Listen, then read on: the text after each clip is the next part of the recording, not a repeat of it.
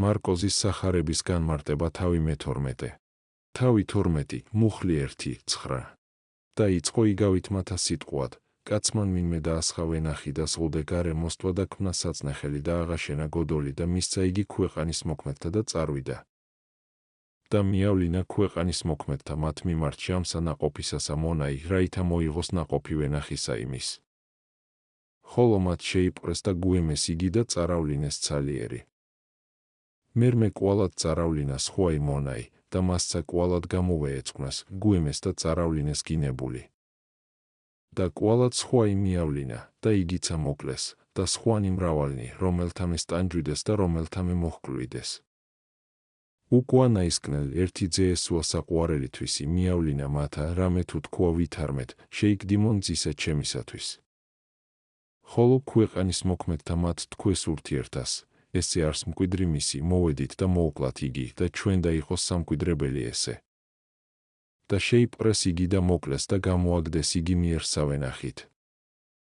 აც რა იუღოს მათ უფალმან მის ვენახისამან. მოვიდეს და მოსხნეს ქვეყანის მოქმედნი იგი და ვენახი იგი მისცეს სხვათა.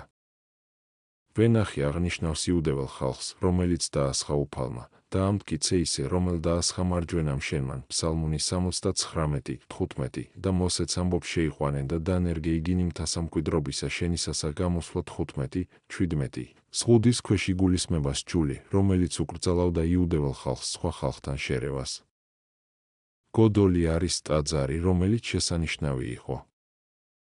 საწნახელად იწოდება საკურთხეველი, რომელზეც მსხვერპლშეწირვის სისხლი იღვრებოდა.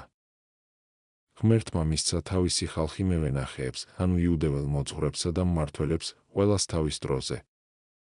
მათ თავიდან ერთი მონა გამოგვიგზავნა, ანუ როგორც შეიძლება ვივარაუდოთ, წინასწარმეტყველნი დაახლოებით ელიას დროისა, მაგალითად მიქია, რომელიც სცემა ცრუ წინასწარმეტყველმა ცედეკიამ, 3, მეფეთა 22, 24, გამოგზავნა სხვა, რომელსაც ქვებით გაუტეხეს თავი და ამრიგად სრულიად შეგინებულ ხვეს, ეს შეიძლება მივაკუთვნოთ ოსესა და ისაიას დროს.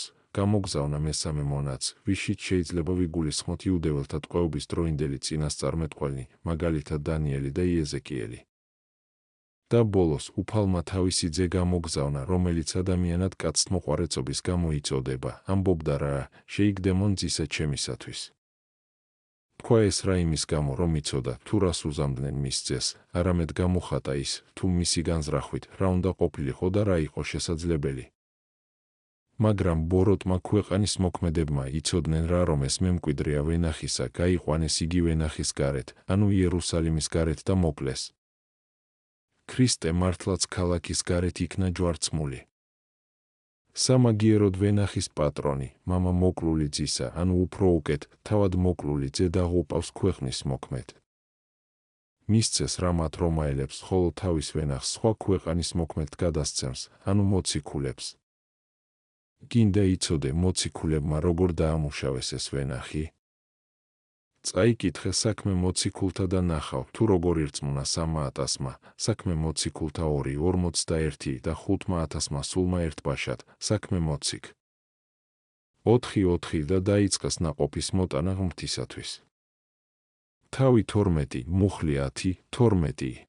არცაღა ესე წიგნი აღმოგიკითხავსა, ლოდი რომელ შეურაცხყვეს მაშენებელთა, ესე იქმნა თავ კიდეთა. უფლისა მიერ იყო ესე და არ საკვირველ წინაშე თვალთა ჩვენთა. და ეძიებდეს მას შეპყრობათ და ეშინოდა ერისა მისგან, რამე თუ ცნეს, ვითარმედ მათთვის თქვა იგავი იგი. და დაუტევეს იგი და წარვიდეს. ყოველივე ამით უფალი გვიჩვენებს, რომ იუდეველები უარყოფილნი არიან, ხოლო წარმართნი შეწყალებულნი. ლოდი თავად უფალია, ხოლო მაშენებელნი არსებითად ხალხის მოძღვარნი. ამრიგად ის ვინც შეურაცხყვეს ამ მოძღვრებმა, ის იქმნა თავად კიდეთა, გახდა რა ეკლესიის თავი, რადგან კიდე აღნიშნავს ეკლესიას, რომელიც თავს უყრის და აერთიანებს ყველას იუდეველებსაც და წარმართებსაც, ისევე როგორც კიდე აერთებს ორ კედელს, ხვდებიან რა ისინი ერთმანეთს მასში. კიდე ანუ ეკლესია უფლისა მიერ იყო ესე და არ საკვირველ წინაშე თვალთა ჩვენთა ერთგულთა მაშინ, როდესაც ურწმუნოებს თავად სასწულების კი სიცრუე ეჩვენებოდათ. ამრიგად ეკლესია საკვირველია, იმიტომ რომ იგი სასწაულებზეა დაფუძნებული მოციქულთათვის უფლის შეწევნითა და სიტყვისა ამის დამტკიცებითა მის მიერ, რომელნი იგი შეუდგეს მას სასწაულნი მარკოზი 16:20. თავი 12, მუხლი 13:17. და მივინმე ავლინეს მისა ფარისეველნი და ჰეროდიანი, რაითა მოინადირონ იგი სიტყვითა. ხოლო იგინი მოვიდეს და ჰკითხვიდეს მას, მოძღვარ, ვიცით, რამე თუ ჭეშმარიტ ხარ და არ არა იზრუნვაი გაქვს ვისთვისმე, რამე თუ არა ხედავ პირსა კაცისასა, არამედ ჭეშმარიტად გზასა ღმრთისასა ასწავებ. ჯერ არსა ხარ კი მიცემად კეისრისა ანუ არა? მივსცეთ ანუ არა მივსცეთ? ხოლო თავად მან იცოდა ორგულებაი მათი და ხრქუა მათ, რა ისა გამომცდით მე? მომართვით მე დრახკანი, რაითა ვიხილო. ხოლო მათ მოართვეს. და ხრქუა მათ, ვისი არს ხატი ესე და ზედაწერილი. ხოლო მათ ხრქვეს, კეისრისაი. მიუგო იესუ და ხრქუა მათ, მიეცით კეისრისაი კეისარსა და ღმრთისაი ღმერთსა. და დაუკვირდა ამას ზედა და წარვიდეს. ჰეროდიანებზე ვთქვით ჩვენ სხვა ადგილას, რომ ეს იყო რაღაც ახლად წარმოქმნილი სექტა ადამიანებისა, რომლებიც ჰეროდეს ქრისტეს უწოდებდნენ იმ მიზეზით, რომ მის დრო დამთავრდა იუდეველ მეფეთა მემკვიდრეობითობა. სხვები კი ამბობდნენ, რომ ჰეროდიანელებად იწოდებიან აქ ჰეროდეს მეომრები, რომლებიც ფარისევლებმა წაიყვანეს, რათა ისინი მოწმენი ყოფილიყვნენ იმისა, თუ რა სიტყოდა ქრისტე, ხოლო შემდეგ შეძლებოდათ შეეპყროთ იგი და სასამართლოსთვის წარედგინათ. მაგრამ შეხედე მათ ავზნეობას, თუ როგორი პირმოთნეობით ესხმიან თავს საცდუნებლად უფალს. ვიცით, ეუბნებიან, რომ შენ არ უყურებ არავის სახეზე, ამიტომ თავად კეისრისაც არ შეგეშინდება. და მაინც ეს მხოლოდ ეშმაკობა იყო, რომ ყველა შემთხვევაში დაეჭირათ იგი სიტყვაში. ვინაიდან თუ კი იგი იტყოდა, რომ კეისრისთვის ხარკი უნდა გადაეხადათ, ისინი დაადანაშაულებდნენ მას ხალხის წინაშე იმაში, რომ იგი სხვის უღელს უმონებს ხალხს, ხოლო თუ კი იტყოდა, რომ არ უნდა გადაეხადათ, მაშინ ისინი შეძლებდნენ კეისრის წინააღმდეგ ხალხის აჯანყებაში მის დადანაშაულებას. მაგრამ წყარო ყოველგვარი სიბრძნისა იცილებს მათ ხრიკებს. მათ ჩვენეთმე ამბობს დინარი და იხილა რა მასზე კეისრის გამოსახულება, თქვა, ის რაზეც ამგვარი გამოსახულებაა მიეცით მასზე გამოსახულ პირს, ანუ კეისარს, ხოლო ღმრთისა ღმერთს. ანუ ვალდებულება კეისრისთვის ხარკის გადასახადისა, ოდნავადაც არ გიშლით ხელს ღმრთის თაყვანისცემის საქმეში, რადგანაც შეგიძლიათ ღმერთსაც შესაფერი სიპატივი მიაგოთ. მაგრამ თითოეულ ჩვენგანს გვყავს ერთგვარი კეისარი, ეს აუცილებელი სხეულებრივი მოთხოვნილებანია. ამგვარად უფალი გვამცნებს სხეულსაც მივცეთ ჩვეული საკვები და საჭირო სამოსელი და ღმრთისაც ღმერთს, ანუ მღვიძარება, ლოცვა და ასე შემდეგ. ჩვენი ძალისამებრ, მაგრამ ეშმაკსაც და ამ კეისარსაც გადაუგდე ის, რაც მისგან მოგეცა როგორიცაა, მრისხანება, ბოროტივნება, ხოლო ღმერთს მიეცი ღმრთისა, სიმდაბლე, თავის შეკავება ყოველივეში და ასე შემდეგ. თავი 12, მუხლი 18, 27. და მოვიდეს მისა სადუკეველნი, რომელნი იტყვიან ვითარმეთ, აღდგომაი არ არს და ჰკითხვიდეს მას და ეტყოდეს, მოძღვარ, მოსე ესრეთ დამიწერა ჩვენ, უკვე თუ ვისმე მოუკუდეს ძმაი და ესუას მას ცოლი და შვილი არა დაშთეს, რაითა შეირთოს ძმამან მისმან ცოლი იგი მისი და აღუდგინოს თესლი ძმასათვისსა. აც 7 ძმანი იყვნენ ჩვენ შორის. და პირველმან შეირთო ცოლი და მოკუდა და არა დაშთა შვილი. და მეორემან შეირთო იგი და მოკუდა და არა დაშთა შვილი. და მესამემან ეგრეთვე ვიდრე მეშვიდედმდე და არა დაუშთა შვილი, უკუა ნაისკნელ ყოველთასა მოკუდა დედაკაციცა იგი. აც უკვე აღდგომასა მას ოდეს აღდგენ, ვისა მათგანისა იყოს იგი ცოლ, რამე თუ შვიდთავე მათ ესუა იგი ცოლად. მიუგო იესუ და ხრქუა მათ, არა ამისთვის სთებითა, რამე თუ არა იცნით წიგნი, არცა ძალი ღმრთისაი. რამე თუ რაჟამს მკვდრეთით აღდგენ, არცა იქორწინებოდიან, არცა განქორწინებდნენ, არამედ იყვნენ ვითარცა ანგელოზნიცათა შინა. ხოლო ამისთვის, რამე თუ აღდგენ მკვდარნი, არა აღმოგიკითხავსა წიგნსა მოსესსა, მაყულოვანსა ზედა ვითარ იგი ღმერთი ეტყოდა მას და ხრქუა, მე ვარ ღმერთი აბრაჰამისი, ღმერთი ისაკისი და ღმერთი იაკობისი. არ არს ღმერთი მკვდართაი, არამედ ღმერთი ცხოველთაი. ხოლო თქვენ ფრიად ცდებით. სადუკეველები უდეველებს შორის ისეთი ერეტიკოსები იყვნენ, რომლებიც ამბობდნენ, რომ არ არის არც აღდგომა, არც ანგელოზი, არც სული. როგორც ვერაგი ადამიანები, ისინი იგონებდნენ ამგვარ ამბავს, რათა გარდააქციონ აღდგომის ჭეშმარიტება მისით. ისინი სვამენ კითხვას იმაზე, რაც არასოდეს ყოფილა და არც შეიძლება იყოს. ის, რომ 7 ქმარს ერთი მეორის მიყოლებით, ერთი და იგივე ქალი მოჰყავთ ცოლად, ეს მათ იმისთვის გამოიგონეს, რათა უფრო მეტად დაეცინათ აღდგომისთვის. უფალი რაღაც ამბობს. რამდენადაც ისინი თავისი კითხვის საფუძვლად მოსეს სჯულს წარმოადგენდნენ, იგი ამხელს მათ წერილის არცოდნაში.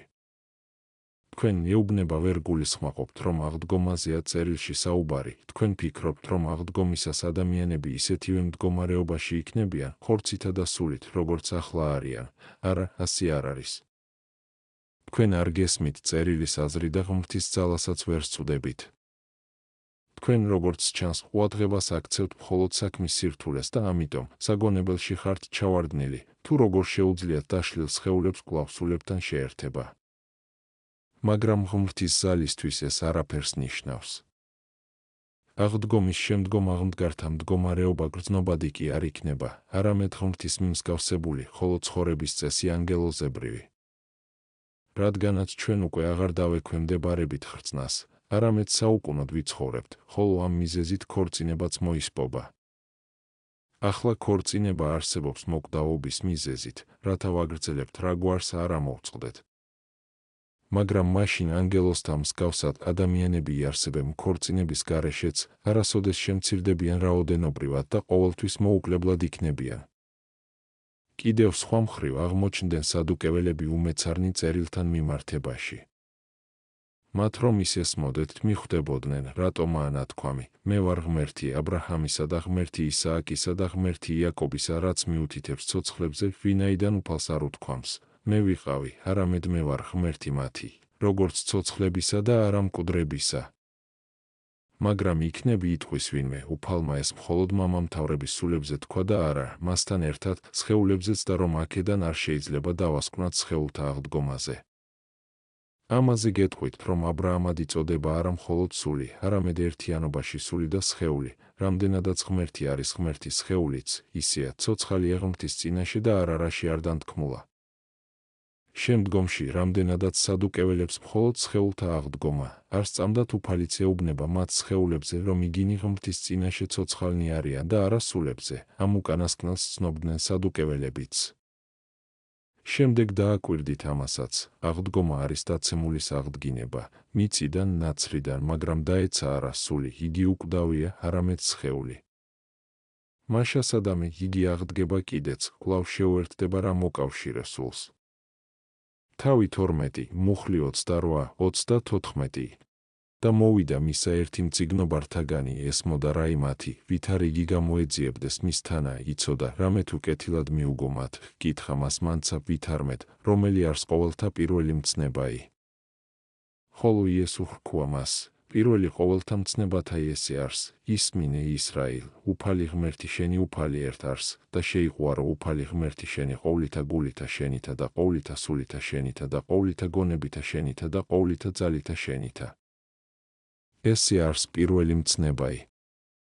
და მეორე, მსგავსი ამისი, შეიყვარო მოყვასი შენი, ვითარცა თავი თვისი. უფრო ის ამაცა სხვა იმცნებაი არა არის. რქუა მას მწიგნობარმან მან, კეთილად მოძღვარ, ჭეშმარიტად თქვ რამე თუ ერთ არის ღმერთი და არავინ არის სხვა იმისა გარეშე და შეყვარებად იგი ყოვლითა გულითა და ყოვლითა სულითა და ყოვლითა ძალითა და ყოვლითა გულისხმის ყოფითა და შეყვარებად მოყვასი, ვითარცა თავი თვისი, უფრო ის არის ესე ყოველთა მსხვერპლთა და შესაწირავთა.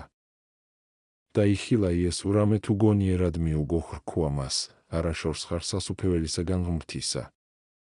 და არღარავინ იკადრა კითხვად მისა. მათი ამბობს, რომ მწიგნობარი მივიდა ქრისტესთან გამოსაცდელას, ხოლო მარკოზი შენიშნავს მის შესახებ, რომ მან გონიერად მიუგა. ხომ არ ეწინააღმდეგებიან მახარებელნი ერთმანეთს? არა, თავიდან როგორც ჩანს იგი ეკითხებოდა როგორც ადამიანი, რომელიც ცდის, ხოლო შემდეგ გონს მოეგო ქრისტეს პასუხით და გონიერად მიუგა და ამგვარად, შექება დაიმსახურა. თუმცა დააკვირდი, რომ შექებაც მოწმობს მასზე, როგორც ჯერ კიდევ არასრულ ყოფილზე, ვინაიდან ქრისტეს არ უთქვამს, შენ ღმრთის სასუფეველში იმყოფები, არამედ მხოლოდ არაშორს ხარ. რატომ სთავაზობს სჯულის მოძღვარი ასე თამამად ქრისტეს თავის კითხვას? იგი ფიქრობდა ეჩვენებინა თავის სრულყოფილად სჯულის კანონში და ამიტომ მიმართავს მას ამგვარი სიტყვით, თითქოს და მხოლოდ სჯულს ეხება. მაგრამ უფალს სურს რა უჩვენოს, რომ სიყვარულის გარეშე მოყვასის სიძულვილის შემთხვევაში არ აღესრულება სჯული, პასუხობს სჯულის მოძღვარს, რომ პირველი და დიდი მცნება არის ღმრთის სიყვარული, ხოლო მეორე, მსგავსი ამისა, მოყვასის სიყვარული. რატომ მსგავსი? იმიტომ, რომ ისინი ორივე მჭიდროდ არიან დაკავშირებულნი ერთმანეთთან. რადგან ღმერთის მოყვარულს მისი ქმნილებაც უყვარს, ხოლო ღმერთთან ყველაზე უფრო ახლო მდგომი ქმნილება ადამიანია, მაშასადამე ღმერთის მოყვარული ყველა ადამიანსაც შეიყვარებს. და პირუკუ, ვისაც უყვარს მოყვასი, მას მით უმეტეს უყვარს ღმერთი, ვინაიდან თუკის მას უყვარს ადამიანები, რომლებიც ხშირად საცდურთა და სიძულვილის მიზეზნი არიან, მით უფრო უყვარს ღმერთი, ყოველთვის კეთილისმყოფელი. ისმინე ღმრთის სიტყვაც, რომელსა აქუნდენ ცნებანი ჩემნი და დაიმარხნეს იგინი, იგი არც, რომელსა უყვარ მე, იოანე, 14:21. ხედავ, რომ ღმრთის სიყვარულზეა დამოკიდებული მისი მცნებაბების აღსრულება, ხოლო მისი ყველა მცნება ერთ რამეში იღრის თავს ურთიერთსიყვარულში. და სხვა ადგილას უფალი ამბობს, ამით ცნან ყოველთა ვითარმეთ ჩემნი მოწაფენი ხართ, უკვე თუ იყვარებოდეთ ურთიერთსა, იოანე 13:35. ხედავ, რომ ურთიერთსიყვარულზე დგას ქრისტესადმი სიყვარულიც და მისი ჭეშმარიტი მოწაფეები და მეგობრები ამით შეიცნობიან. ყურადღება მიაქცია იმასაც, თუ პასუხში სჯულის მოძღვრის მიმართ, როგორ ჩამოთვალა მან ყველა ძალა სულისა. სულში არის ძალა ცხოველური, მასზე მიუთითებს სიტყვებით, ყოვლითა სულითა, რამე თუ ქრისტე გვიბრძანებს, რომ გაღიზიანებისა და გულის თქმის ძალა სავსებით დაუმორჩილოთ ღმრთისადმი სიყვარულს. არის მეორე ძალაც სულისა, რომელიც იწოდება მშვინვიერად, სხვაგვარად მას მკვებავი და მასაზრდოებელი ძალა ეწოდება. და ეს ძალაც მთლია და ღმერთს უნდა მიუძღვნათ. და ბოლოს, არის სულსიგონიერი ძალაც, რომელსაც სჯული აზრს უწოდებს. ამრიგად, ყველა ძალა სულისა სიყვარულისადმი უნდა იქნეს მიმართული. თავი 12, მუხლი 35, 40. მიუგო იესო და ჰრქვა მათ და ასწავებდა ტაძარსა მასშინა, ვითარ უკვე იტყვიან მწიგნობარნი, ვითარმეთ, ქრისტეზე არს დავითისი. რამე თუ თვით იგი დავით იტყვის სულითა წმიდითა, ჰრქვა უფალმან უფალსა ჩემსა, დაჯედ მარჯვენით ჩემსა, ვიდრემდის დავსხნა მტერნი შენი ქვეშე ფერხთა შენთა. თვით იგი დავით ხადის მას უფლით და ვითარძე იმისი არს. და მრავალი ერი ისმენ და მისსა ტკბილად.